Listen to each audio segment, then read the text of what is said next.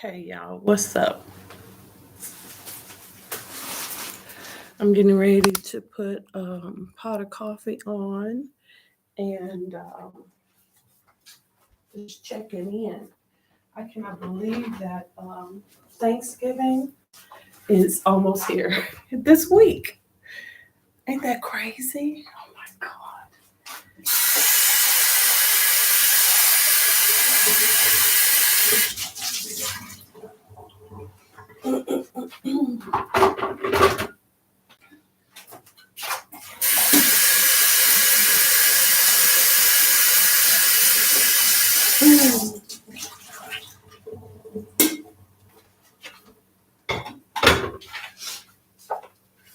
I want to switch from my bank to credit union.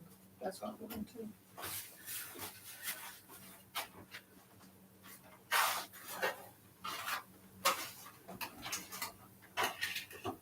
Or maybe open a credit union account. Yeah, that's what I think.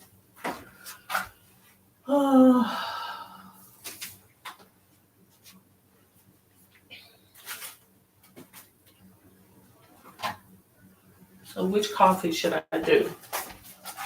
I got this one or Maxwell House, Old Faithful.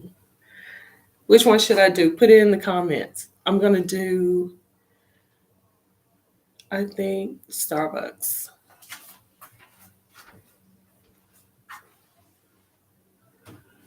It's Sunday. Why not?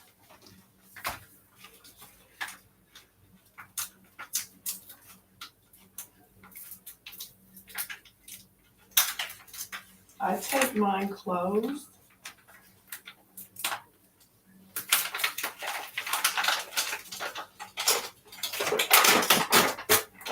That's the only thing about Starbucks coffee, if you don't put it in another container.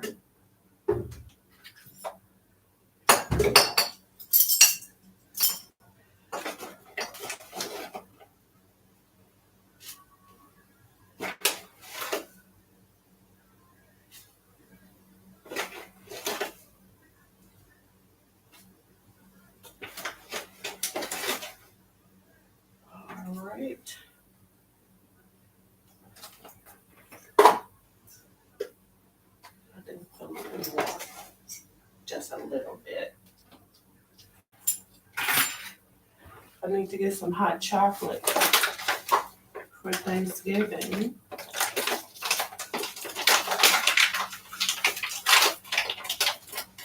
Oh.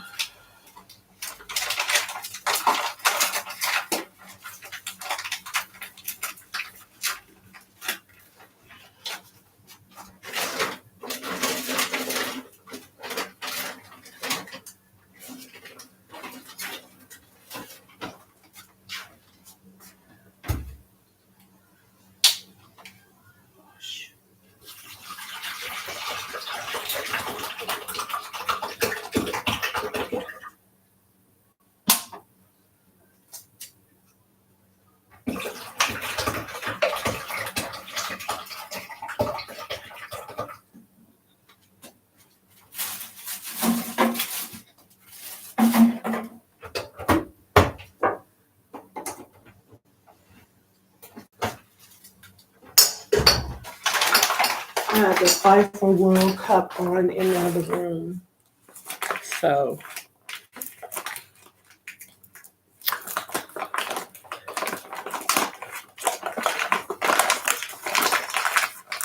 hey Mo. What? I think I put my tape in there. I have to go and get it. You can use this one.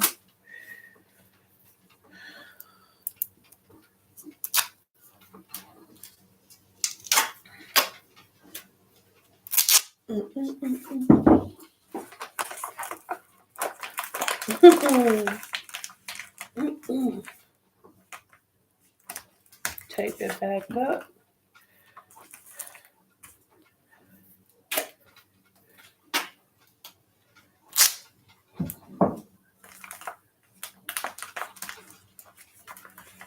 Alrighty.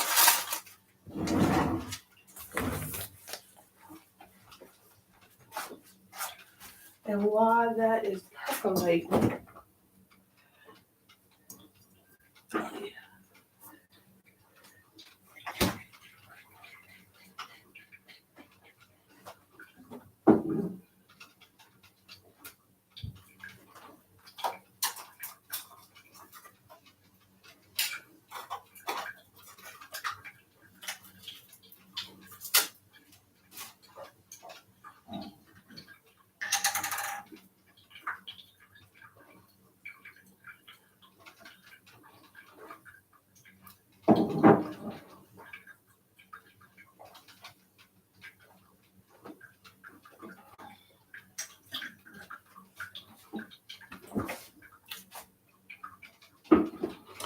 I should have threw some lemon juice in that.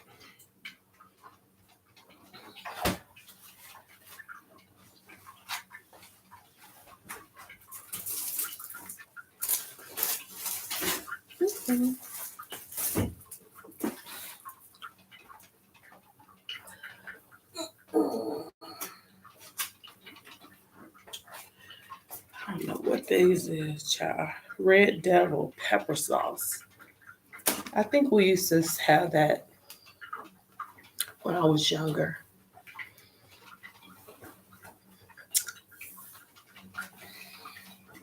I should ask Sally to come to church with me today.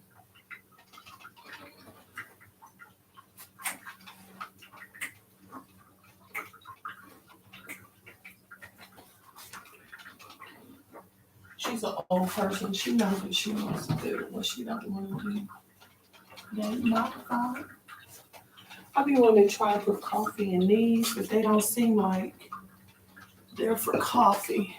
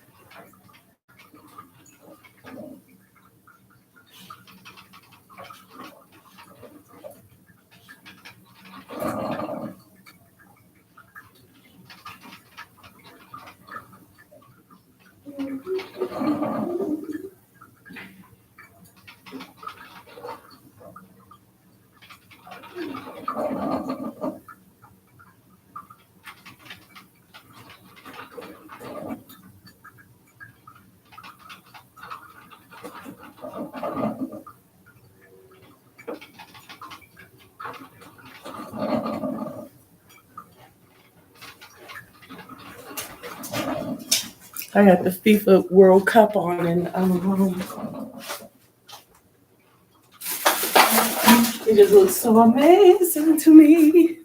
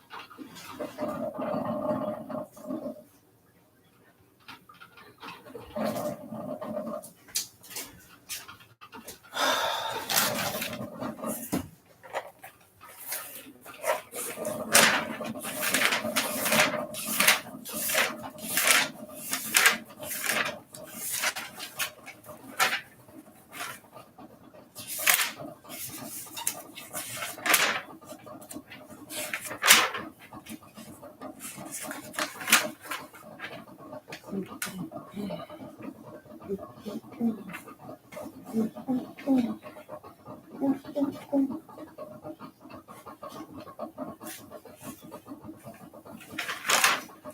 probably should get my other tablet.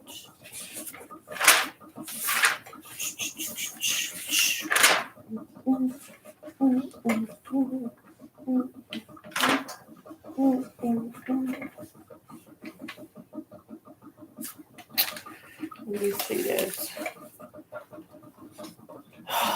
I want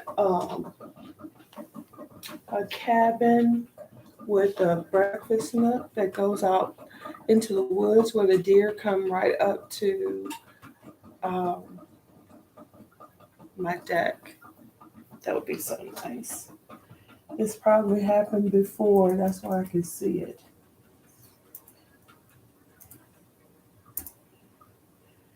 All right.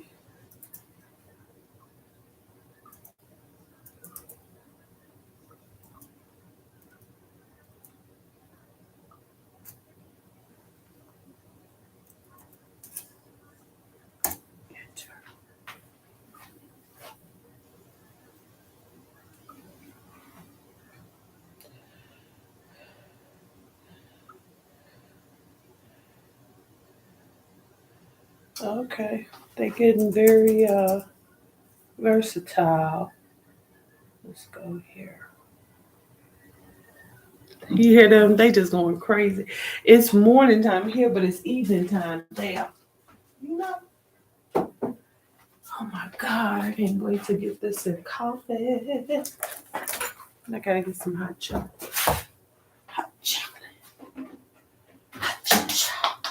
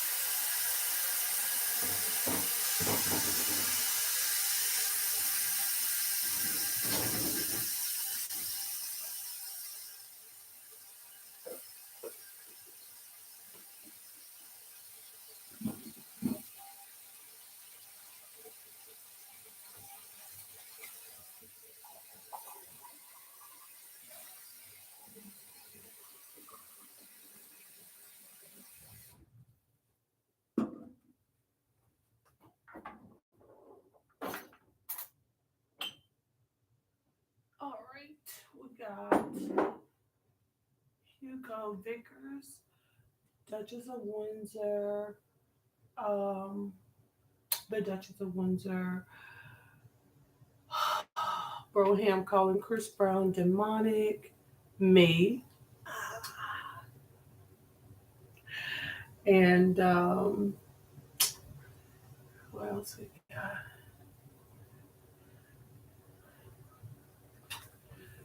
I'm gonna go here.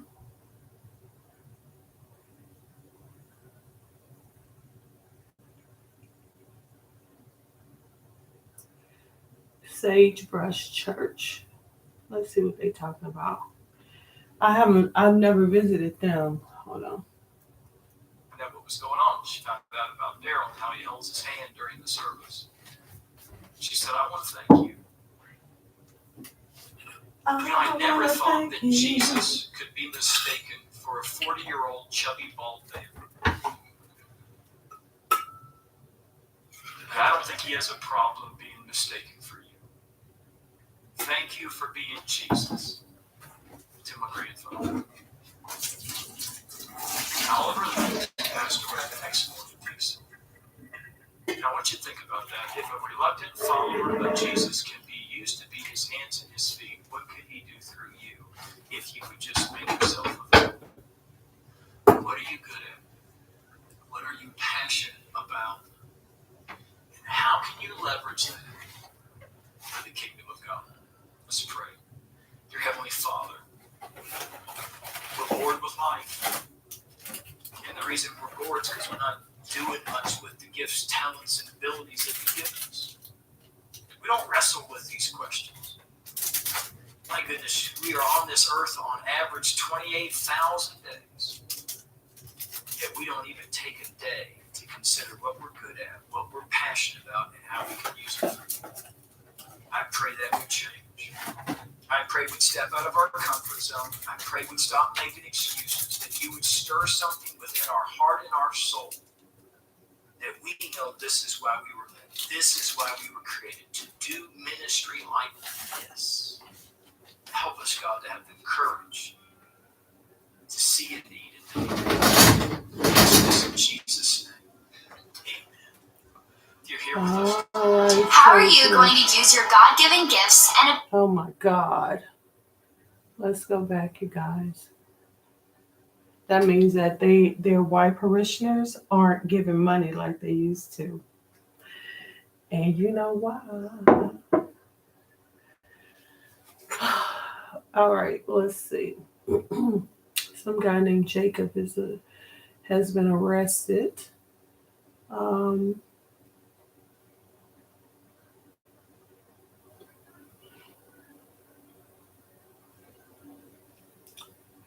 back here. I see your true colors shining through. I see your true colors, and that's why I love you.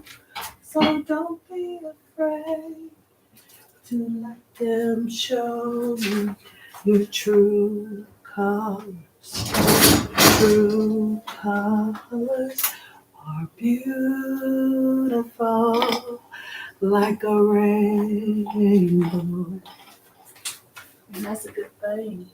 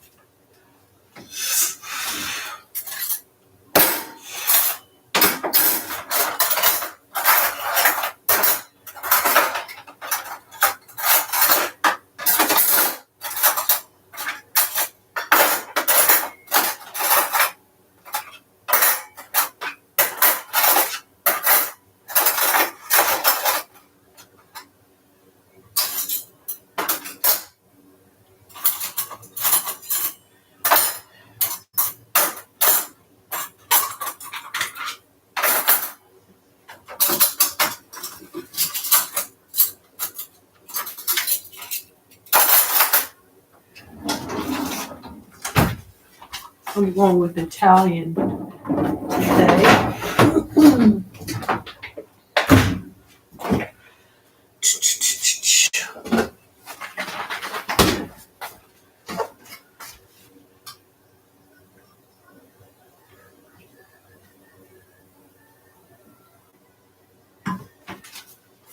I hear something going on at FIFA. Hold on.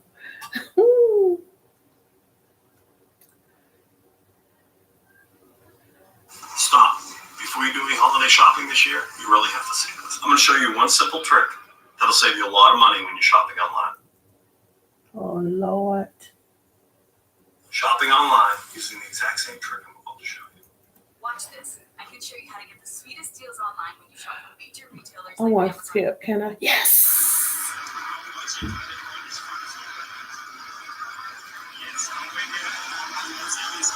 The audio's not good, but that's okay.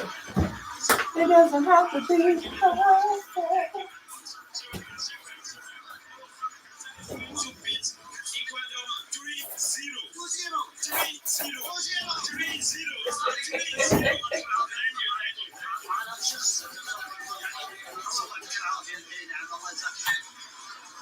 توقعاتك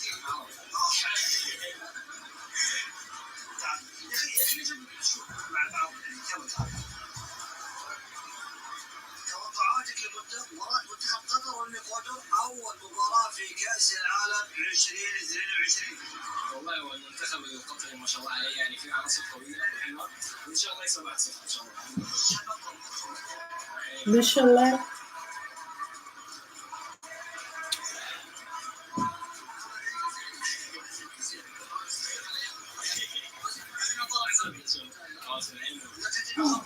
ان شاء الله احنا متفائلين ان شاء الله في ميسي من اخر كاس عالم لي وان شاء الله يعملها ان شاء الله. الله يعطيك العافيه.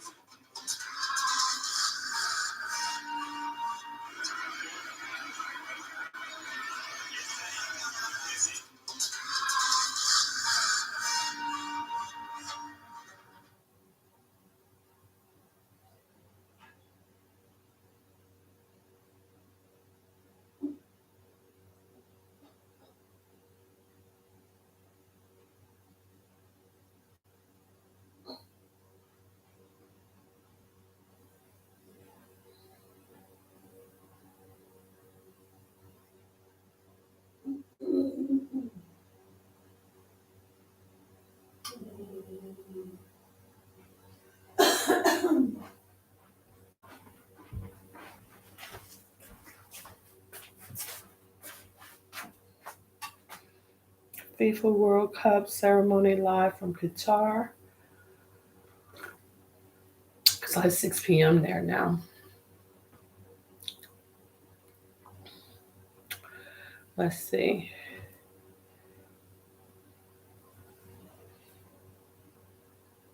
What are 10 things to know about Qatar?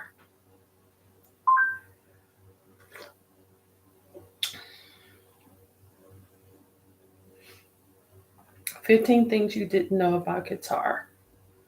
Okay. Let's learn something. Organize your business all in Let's one learn place for just something $1 today. per month with HoneyBook. HoneyBook provides a bird's eye view of all your business's inquiries, clients. This is Travel Tuesdays. Every Tuesday we present you with another incredible country. Today we're looking at 15 things you didn't know about Qatar. Welcome to alux.com, the place where future billionaires come to get informed. Hello Aluxers, and welcome to another original video brought to you by alux.com. In this video, we're going to discover 15 lesser-known facts about Qatar. Qatar is a small state located on the Qatar Peninsula in Western Asia. It was founded in the early 1900s by Sheikh Jassim bin Mohammed Al Thani. They say Asia, but it's actually the continent of Africa. There are still arguments about whether On the the state east should be side. officially considered a monarchy or a democracy. Qatar was owned by the British for many years before it became an independent country in 1971. It's bordered to the south by Saudi Arabia, and its only other neighbor is the Persian Gulf. It's a country of great wealth thanks to its considerable natural gas and oil reserves that are the third largest in the world. By 2017, the state of Qatar was home to some 2.6 million people. But with all that said, let's just dive in and take a closer look at the 15 things you didn't know about Qatar. If you're new here, welcome. Be sure to subscribe and follow us on Instagram at Alux. Number 1. The main meal of the day in Qatar is eaten at lunchtime. It's often said that breakfast is the most important meal of the day. Well, not in Qatar. Their main meal is served at lunchtime. Traditionally, the biggest meal is served at Friday, midday after prayers. It's viewed as a chance for the whole family to come together and share. During most meals, like this one, cutlery is not often used. Bread is used to scoop up the food. It's customary to serve karak tea after every meal. Karak tea is prepared with milk and cardamom. And be sure to try their maghbous. It's a traditional dish enjoyed by many Qataris. In most cases, it's made from a rich stew of meat and rice. Occasionally, it's made from rice and seafood. Number 2. Qatar is home to the 9th largest airport in the world. Hamad International Airport is located in Doha, the capital of Qatar.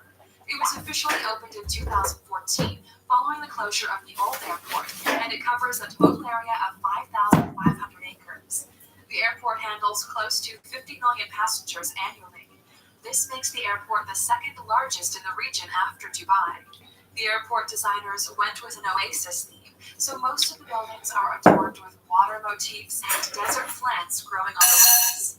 It cost a staggering $17 billion to build. It also has one of the longest runways in the world, with a total length of 15,910 feet.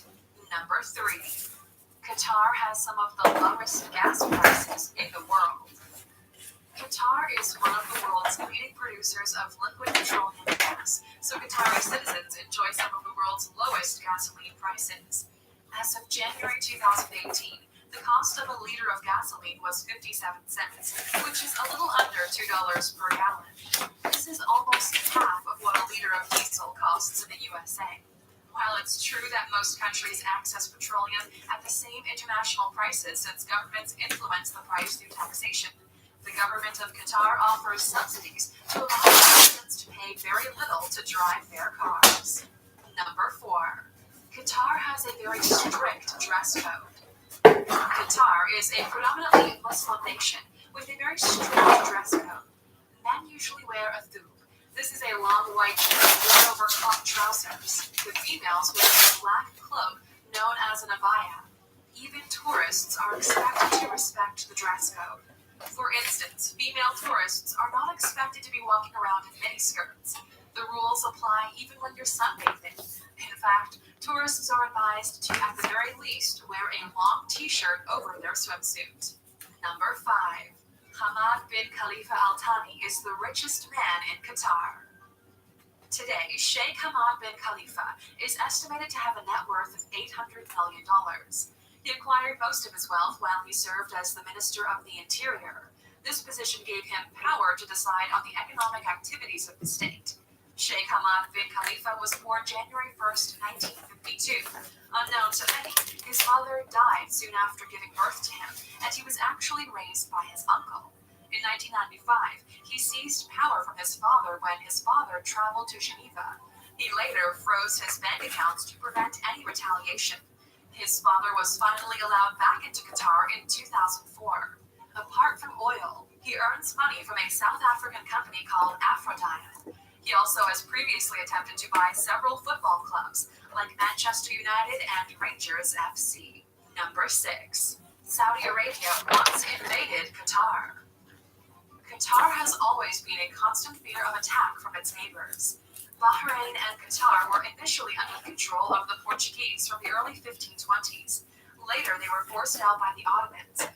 As a result of the ever-present conflict, Qatar was led by a series of temporary sheikhs. In 1787, a Saudi general by the name of Sulaiman Faisal led an attack against Qatar that resulted in the loss of life and displacement as locals left the country fearing for their safety. In the recent past, there were talks that Saudi Arabia and the UAE had planned to invade Qatar yet again. Number 7. Its former prime minister was named in the Panama Papers leak. The Panama Papers produced damning evidence implicating the former Qatari prime minister, Hamadi bin Jassim. It's alleged that while he was the prime minister, he engaged in questionable deals and transactions. It was discovered that he owned a company in the Virgin Islands and other companies in the Bahamas. Through these companies, he was able to acquire shares that greatly increased his wealth. He even bought himself a private yacht at the cost of $300 million. Other offshore companies were also found to be in his name. It's still unclear just how much wealth he amassed fraudulently while he was in office. Number 8. Qatar had a serious diplomatic crisis in 2017. This diplomatic fallout began in June 2017, when out of nowhere some major players in the UAE cut off ties with Qatar. This effectively meant that Qatar could not conduct business with its neighbors. These countries, who are members of the Gulf Cooperation Council, cited Qatari's alleged support for terrorists as their main reason. In response, Qatar turned to Iran and Turkey to mitigate any shortages this caused. Qatar later announced they would fully reinstate Iran as a trade partner. In April 2017, Qatar was involved in negotiations to release 26 of Iran's nationals who had been kept in captivity for close to 16 months. Shiite militants received $700 million to release the hostages. Number 9. Qatar is one of the safest countries in the world. According to Global Crime Index statistics, Qatar has the lowest crime rates in the Middle East. In addition, it was ranked 7th globally in the same category. This is an indication of the strict security apparatus put in place to curb crime in the region. This is a great achievement considering that other superpowers like the US and the UK ranked 72 and 63 respectively. As far as natural disasters go, Qatar is the safest country on the planet. The report took into account things like the likelihood of such an event occurring and the level of preparation.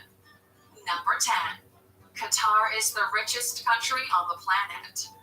Results released by the International Monetary Fund ranked Qatar as the richest country in the world.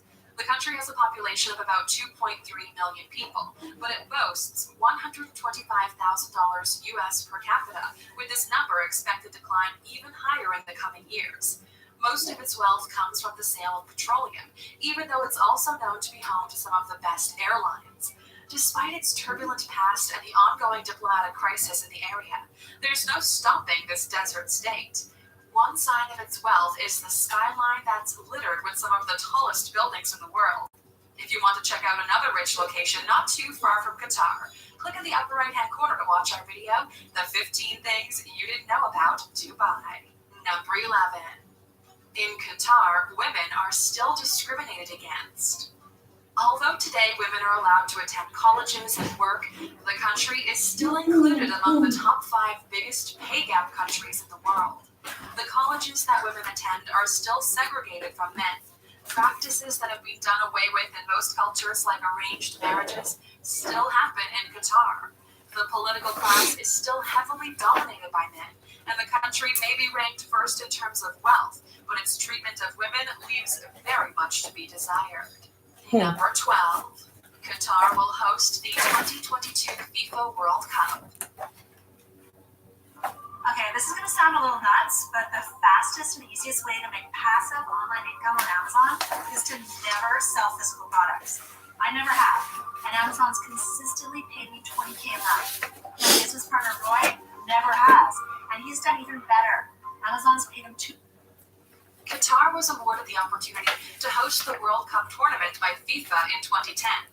This country has been hard at work remodeling its stadiums in preparation for the event. However, there has been a lot of widespread dissatisfaction with the way the migrant workers have been treated. Several stakeholders have also expressed concerns over the very high temperatures that players and fans will have to endure. It's the first Arab country to be chosen by the FIFA committee for this honor. Number 13. In Qatar, it's a cultural faux pas to admire someone's property. Openly admiring another person is not acceptable in Qatar, and not for the reason that you think. In Qatari culture, if you admire something, the owner is obligated to give you that thing or something better as a gift. It's quite natural for most of us to marvel at something beautiful like a home or the rims of a car. If you do that in Qatar, tradition states the owner should give you that house or something similar. This rule also extends to people, since women are still considered property, so it is essential not to admire another man's wife. Number 14. Censorship is still very prevalent in Qatar. The government still regulates internet access in most of the country, where websites that they deem offensive or inappropriate are blocked. Most mainstream media outlets in the country steer clear of any news that will be viewed as controversial. Publishing anything that remotely criticizes the ruling class results in persecution. Since the country was awarded the chance to host the World Cup, Qatar has tightened its grips on the media, which is probably in an attempt to hide the inhumane treatment of workers. Number 15. In Qatar, the cost of renting is insane. For those who dream of one day moving permanently to Qatar and renting out a modest apartment, it's time to start saving. The cost of property in Qatar is through the roof. A one-bedroom apartment goes for an average of $1,900 every month. Understandably, the cost of properties is so high due to limited land. Most of the land was reclaimed from the sea. With the population increasing, these prices are only expected to climb higher in the coming years. And there you have it, Alexers. 15 things you didn't know about Qatar. Now you know we're curious. We'd love to know, would you be willing to visit Qatar, even with the strict dress code, sexism, and ethical violations? Let us know what you think in the I'm comments. a black woman, so Now yes. that you've made it all the way through the video and stuck with us until the end, you know you can vote. Here it is. Yes, Number God. 16. There's one female for every 3 males in Qatar. According to 2015 statistics, for every 3 males in Qatar, there is 1 female. It is for this reason that girls generally get engaged young. The ratio is thought to be so bad because the majority of the males are male migrants who left their families in surrounding countries to seek greener pastures. Thank you for spending some time with us, Aluxer. Make sure to subscribe so you never miss a video. If you want more, we handpicked these videos Link you in might enjoy. Nebraska. Or head over to alux.com for the best in fine living content on the planet. Be a part of the largest community of luxury enthusiasts in the world and tell your story.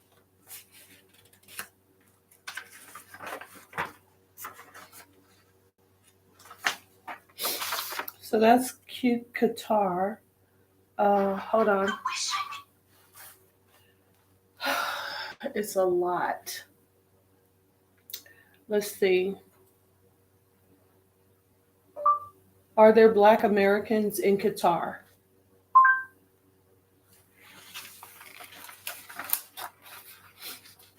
Now they're Black African. Let's see. This is 4 years ago. She don't look American. They do. Popular misconceptions about living in Doha, Qatar, life in Qatar. Let's see what they got to say. Another one that my mommy had when I was coming was like, I have to come on my hair every time. Okay, so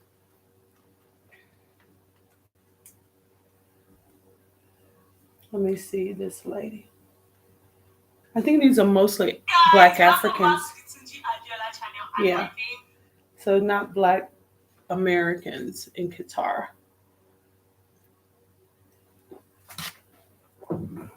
So we do Black Americans in Canada.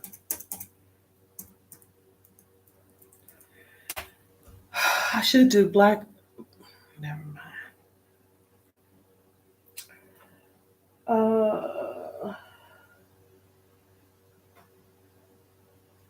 Nothing recent. 4 years ago, 2 years ago. Nobody's talking about it. Oh, here we go. Why are African Americans, UK, and Canadians leaving Africa? It's about time.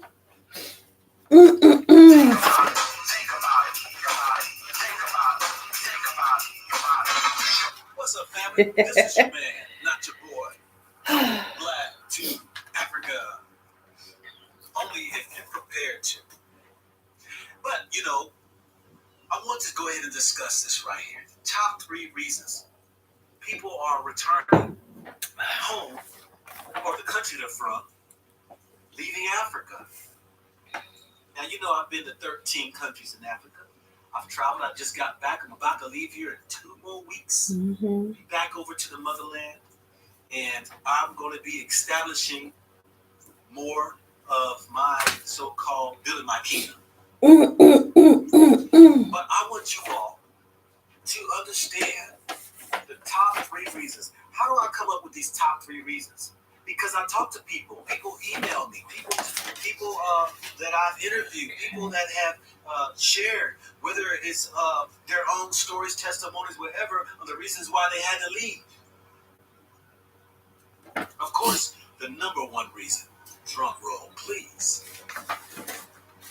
The number 1 reason why people leave to come back to their country, of course, is money. people have failed to plan to go and move to a country and never give thought about how much of their money is going to last them. And many of them think that they can just go start a business and money is just going to start overnight. Those that I've spoke to, exhausted, they say that their money went faster than they thought it would go. And a lot of people, when they hear me say Africa's cheap and your money goes farther, and it does, but a lot of people are not willing to eat like the average African. Most are not going to be eating street food. Most are not going to be going to the local markets to get the cheaper cost of food at the local markets. Most people, they gravitate to the type of living that they were doing in the country they were from. And these African countries got tourist areas, foreign areas. And when you want to go over to these countries, you're going to find that the cost of food or places to stay that you're accustomed to living are going to be tremendously high, if not more than the country you come from. Do you not know that I a gotta bag hurry of up. cookies, Oreos, let's say, will cost double, if not close to triple the price? You will spend probably about $10 on just a bag of cookies. Doritos. Do you know a bag of Doritos costs almost $10? See, why would you go to Africa and eat Doritos? Why? $10. If you are used to the American or the Canadian or the European type of brands of things, you are going to spend almost 3 times the amount. If you like your Crest toothpaste, do you know how much toothpaste? The Crest toothpaste, because you know that's typically what I would use when I am here in America. Crest toothpaste over there costs about $9 to $10. Dude, these are all items that cost like $10. They're triple the cost. Excuse me. Do you know how much that digs into your pocket? Do you know that that will suck up your money quick? I need to get some sewing done. When you want to eat out at the restaurants, because here in America, you have selected different types of foods. If you want Mexican, if you want Italian, if you want Jamaican, if you want all of these different types of foods. When you get to Africa, those areas who have that, if they have that, are going to be tremendously high to eat at. I don't know if my music players. You're going to spend way more money because you get tired of eating the same old. Maybe from which you might. I washed my iPod and lost all that music because it was little. It's in my pocket. And my children's emotional well-being is really just to give my time to sit around whatever emotion it is that I'm having. And contemplate why I'm feeling this way. I'm trying to give them the tools where they can work through their emotional difficulties that they have going on a day-to-day basis. And I give them a platform to have open communication where we can talk through whatever it is. When I go to the gym and work out, I invite the children to come with me, or I have them go just walk around the neighborhood. We will exercise by hiking a mountain. There's a lot of different things that we do, but also we take time out for our mental health.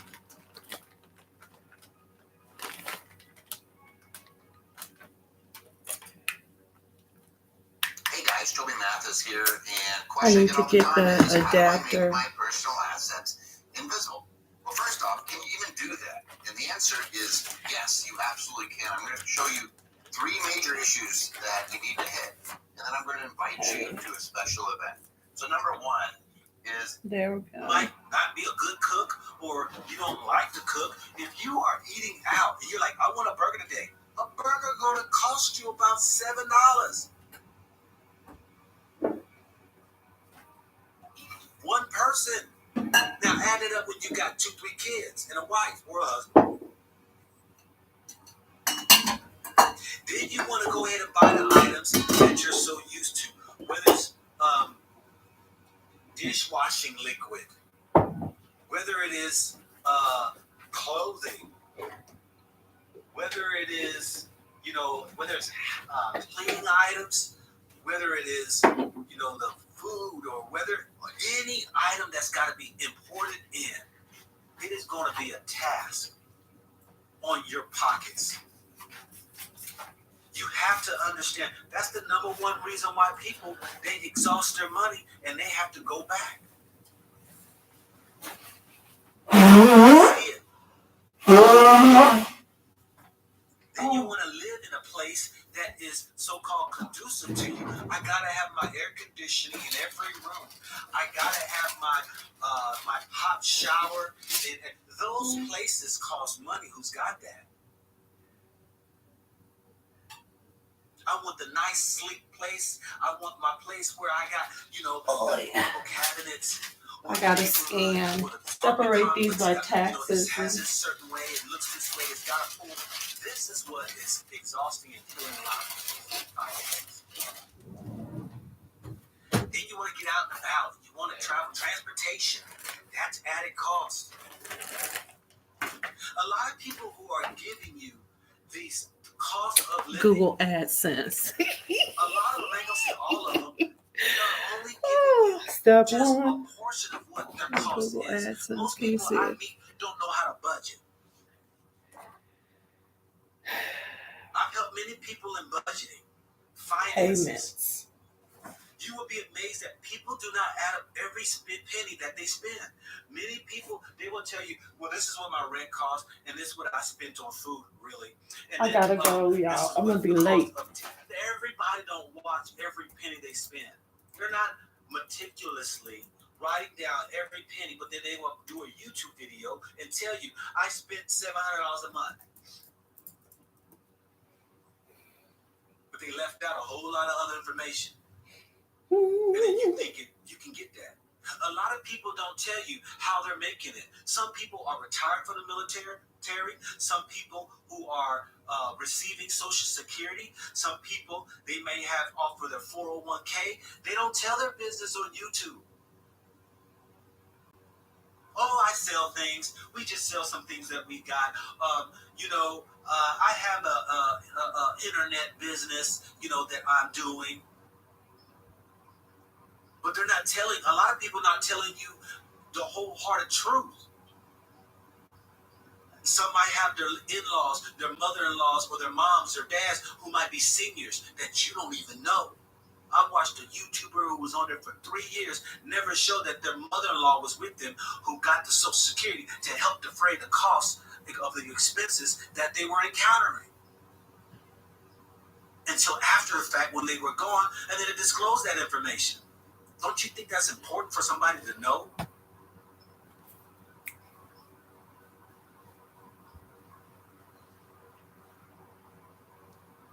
Number one is money. Number two is because most people, they think that they can go start a business in another country. And when they find out there's no job, You can't do it in another state. You heard me. Opportunity for them, because they don't have the business mind or the will or the intellect to be able to start a business. I do not want to be late. They come back to a good job.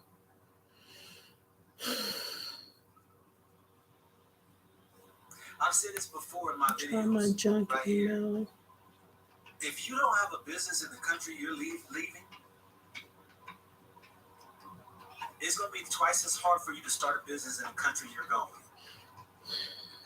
Let me say that again. If you're not doing business in the country you're at, the likelihood of you going to start a business to succeed is very slim. Say that. And people have these expectations. I tried to become a notary, honey, at the first of this year, honey. She gonna send me, you need to do this. I was like, Lord have mercy, Jesus. But I've said this too. That's why I'm gonna meet. She's a notary. Going to be a friend of mine. She's actually a notary, so I'm hoping she can mentor me through the process. It's not even really spending much of a profit. I couldn't live off that profit. My notary that I used, Wendell, he was creepy. When I went to go show you about the motorcycles, buying motorcycles. Okay, so let me see. So check on whether it it. is a dump truck, whether it was a small Okay, so nothing in my junk. I did math for you all, showing y'all, would this be enough money for you if you bought 2, 3, 4 of them? Most people are trying to go into these places and start businesses, and then their business fails. Kansas City. They were relying on the business to take care of them. I love them because they got professional sports too. Africa, or any country for that matter, and you have residual income, and you have an expectation that this business is going to take care of you, I'm telling you, you have another thing coming. Life throws you curves. But that was the second reason. The second reason is because of people that have expectations starting business, and the business may not happen because they find there's a lot of different procedures you got to go through in order to start a business. Or even if you start a business, we've seen already. So we're back to the mask. People to help them because Gotta they don't have that. enough money to even keep the business going. Oh my God, Jesus. And many fold up their chairs and come back to the country they're from. The third thing is that they get homesick. There are those who get homesick. That it was all initially an emotional drive to get out of the country they're from because they fed into all the talks about Africa, and then they wanted to get out and go, but didn't realize that they got family back in the countries they're at, and they miss them. Now, nothing says just because you go to Africa, you can't come back to visit. It ain't the all to be all. Look where I am back here visiting my wife in damn America.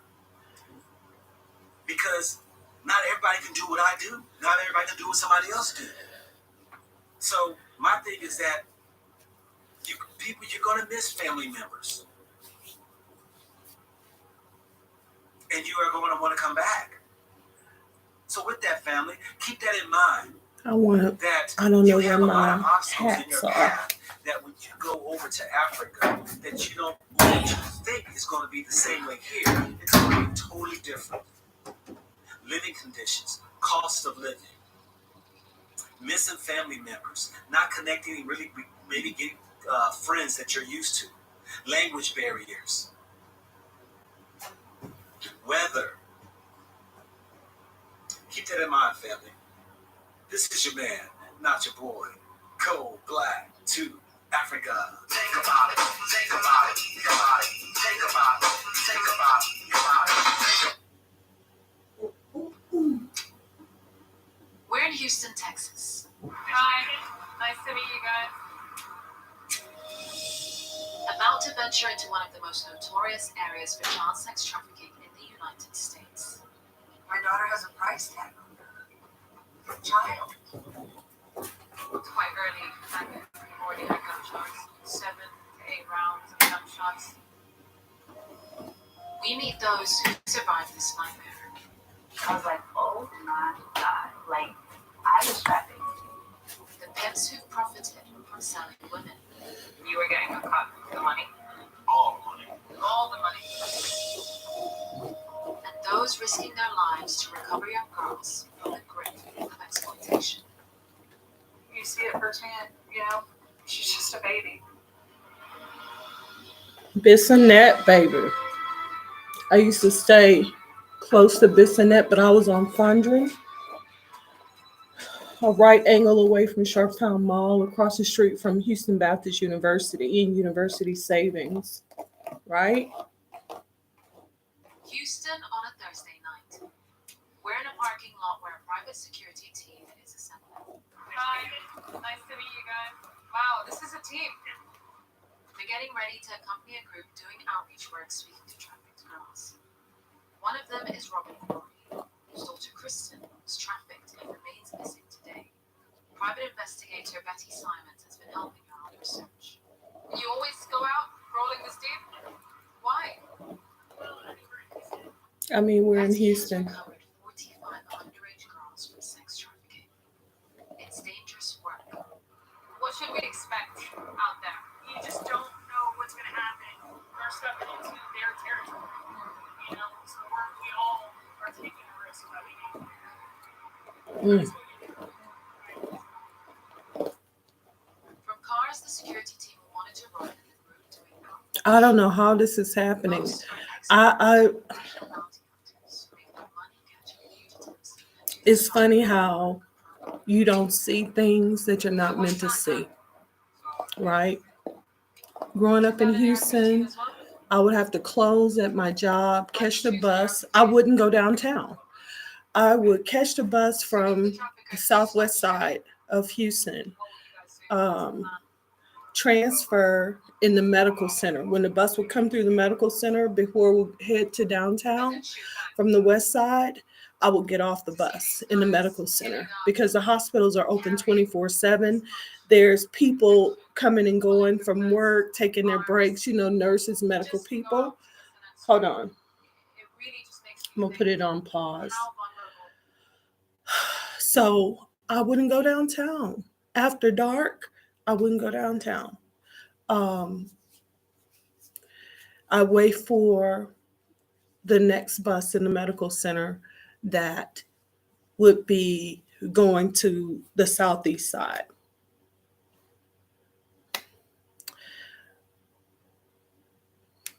Because I wasn't looking for trouble.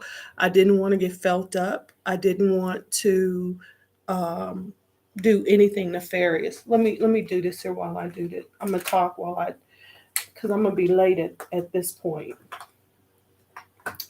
I don't want to be, but looks like that's what I'm gonna have to deal with because I'm talking too much.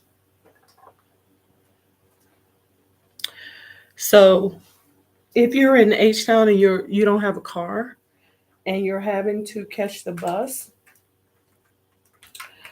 and you don't work downtown. Now, if you work downtown, there's a whole different safety procedure, okay? But if you work in any of the four corners of Houston, there is a workaround, or at least it used to be. They may have, as they change different things, like Archbishop Fiorenza is gone now. So a lot of things that him and the three amigos put into place, it may not exist anymore. So be aware of that.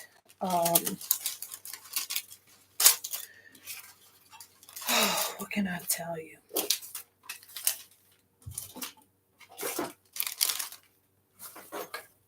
There's so much stuff I gotta throw away. And I gotta scan these receipts. Okay, so the four corners. This is what I used to do. When I was living on the south end, but I had a job on the north end, what I would do is I would catch the bus in my area and I would get off at the park and ride. And the reason why I did that is because the park and ride had a circulator and they went in both directions, right? So if I catch the circulator going in one way, it's going to go around to all the other parking rides and to get me to the north side park and ride. Once I get to the north side park and ride, then I can catch a local bus to get me to my job, right? If I'm just going straight to downtown, I can catch an express from the park and ride. Ain't that something? God, their system was so good. The other thing is when I would get on the bus, if my card didn't have enough money, I could go to the middle part of the bus where they had a machine that I put my card in there and I put my money in there and it puts it on the card. And then I can go back to the front of the bus and pay my fare. And this was back in the day. This was back in the day. Then, if you rode the bus a certain amount of times, then you would get free rides, like bonus rides or whatever. Oh man, I loved it. I loved it. Now, this was before Katrina. You understand me? This is before Katrina. This is before. Uh, oh, I just got a message. Hold on. I know I'm going to be late. Hold on, y'all. Yes, I'm getting it. I gotta go. So anyway, let me hurry up. Try to put some. This was back in the day, honey. And this was even before Daddy. Whenever I would come to Houston, Daddy would let me drive one of his vehicles, right? So I would always drive the Jeep, and he would bring it to me and stuff. And so I would drive it and put gas in it and stuff like that. And then when I got ready to leave to go back and travel, then Daddy would come and pick it up, you know. And you know, he really didn't know me as a person, and he really judged me a lot of my life. But as he saw me being a mom and stuff like that, and I feel like before he left here, he really got a chance to know me as a human being. And that is really a blessing. And that is one of the things that I am thankful for um, in this holiday season. As we slide into Thanksgiving, I'm glad that when my daddy closed his eyes to leave here, he had a pretty good idea. He knew who I was. For a lot of people, that doesn't mean a whole lot to them, and I get it. But my dad was so much like me in that we see what we want to see. You know what I'm saying? We see what we can handle, what we can deal with. You know what I'm saying? If we can't handle something, we just don't see that because we can't address it. There's nothing we can do about it. So we just act like it doesn't exist, right? So that's how my dad was. I think he thought I would be more like my mom and her people. And with them people, I was more like Meghan Markle. Don't do that. Don't do this. Oh no, don't do that. Come here. Let me talk to you.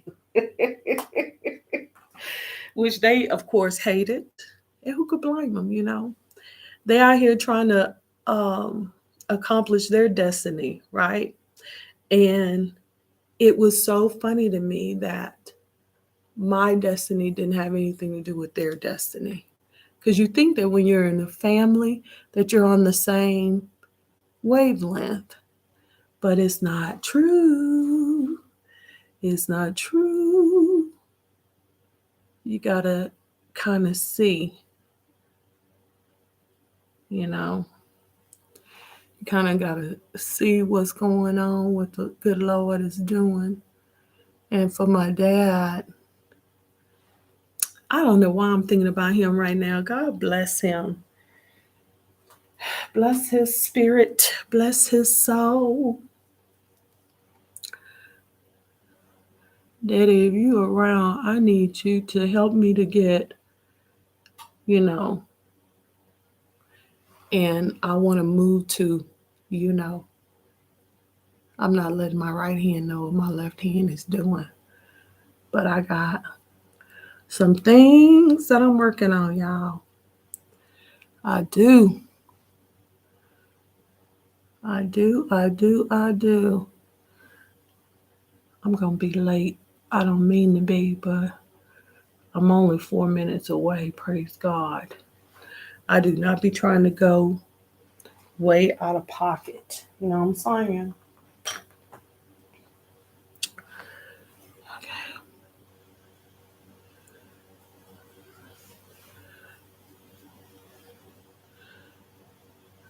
just to make it look softer. You know what I'm saying?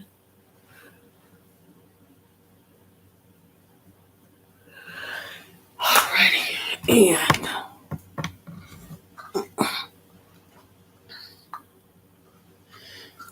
don't be laughing at my applicators neither.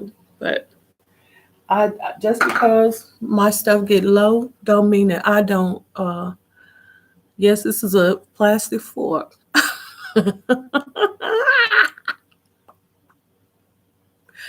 It is what it is. I have my little favorite stuff, and just because it get low does not mean that I stop using it. Now I can't do this in public, but I will do this here at home. In public, I just have my lip gloss.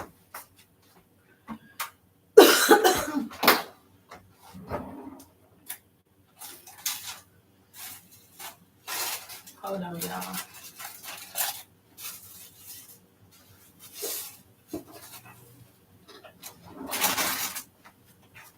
So this is like my favorite. I love this lipstick.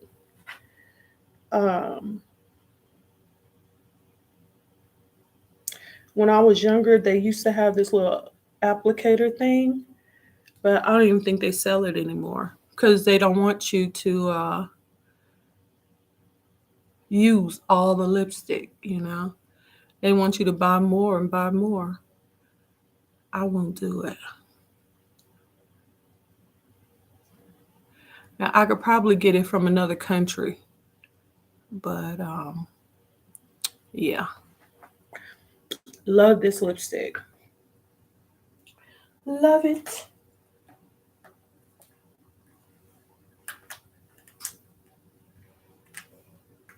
And see, I can do that with the lipstick, but see, like my lip gloss, it's all the way down. And the only other thing I could do is pour like something down up in there.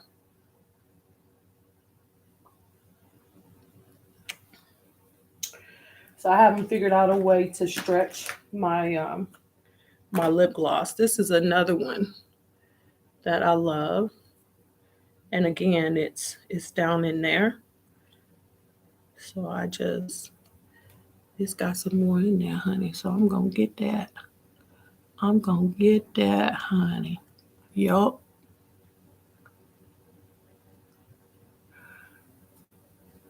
Okay. And I gotta get out of here.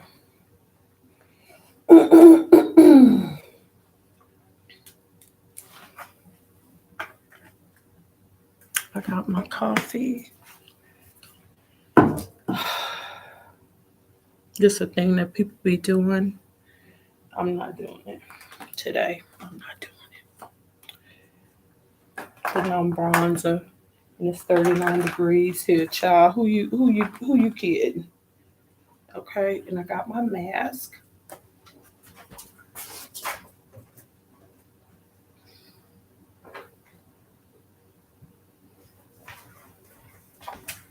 So I'm putting my mask on my wrist. I got my coffee. I got this. I want my notebook, my glasses. Come. Okay. Notebook, glasses. Where's the notebook? There it is.